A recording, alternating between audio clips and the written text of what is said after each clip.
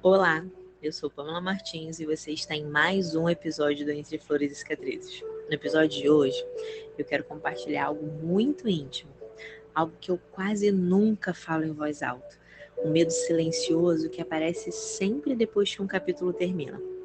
Todas as vezes que eu termino de escrever um texto aqui do blog, eu fecho o arquivo, respiro fundo e penso: pronto, agora acabou. Já escrevi sobre todas as feridas, já contei sobre todos os tropeços, já abri todas as cicatrizes que podiam virar testemunho.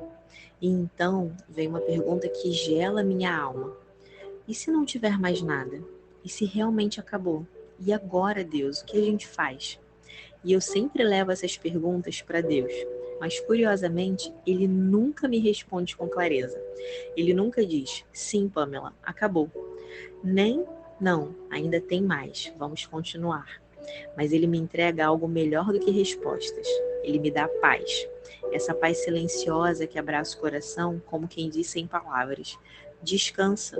Quando for a hora, eu mesmo te mostro. E então acontece. Às vezes no dia seguinte, às vezes no meio da semana, às vezes enquanto eu lavo uma louça ou dirijo no trânsito. Uma lembrança me visita. Não é uma nova dor, não é um novo trauma, não é um novo abismo. É uma cicatriz antiga, vista de um ângulo que eu nunca tinha percebido antes. É uma história que eu já até contei aqui, mas que Deus ilumina agora por outro lado. E de repente eu entendo. Não é que as histórias se renovam, é que a minha visão amadurece. E cada amadurecimento traz um novo testemunho.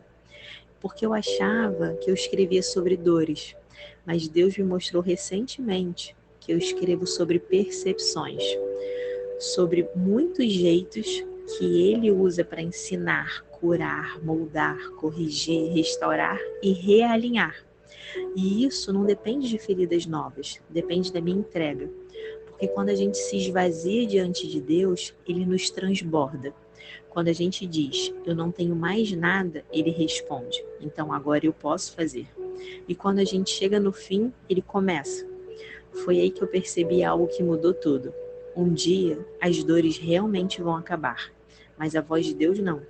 Se eu escrevesse apenas sobre traumas, sim, uma hora eu ficaria sem assunto. Mas eu não escrevo sobre dores, eu escrevo sobre o Deus que entrou nelas. Eu escrevo sobre como ele cura, revela, transforma, amadurece e realinha. Eu escrevo sobre o que ele faz enquanto eu vivo. E ele vive comigo todos os dias. O testemunho não é um arquivo morto, ele é um rio que corre. E enquanto esse rio correr dentro de mim, sempre haverá algo a dizer. Nem sempre sobre feridas, às vezes sobre cura. Nem sempre sobre quedas, às vezes sobre firmeza. Nem sempre sobre escuridão, às vezes sobre a luz que ficou acesa depois.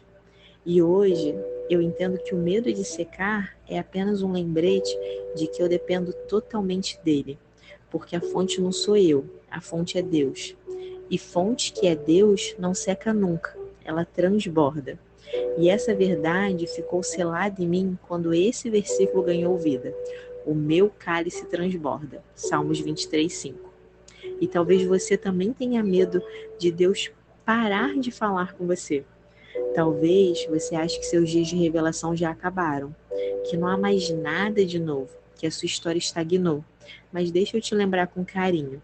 Deus não fala só no extraordinário. Ele fala no diário, nas memórias revisitadas, nas cicatrizes que ganharam outra cor, nas percepções que só a maturidade espiritual revela. Então, peça a Deus um coração ensinável. Ele sempre tem algo fresco para revelar a quem está disposto a ouvir. E há um versículo que reforça isso. Ele está lá em Filipenses 1,6. Aquele que começou a boa obra em vós, a aperfeiçoará até o dia de Jesus Cristo.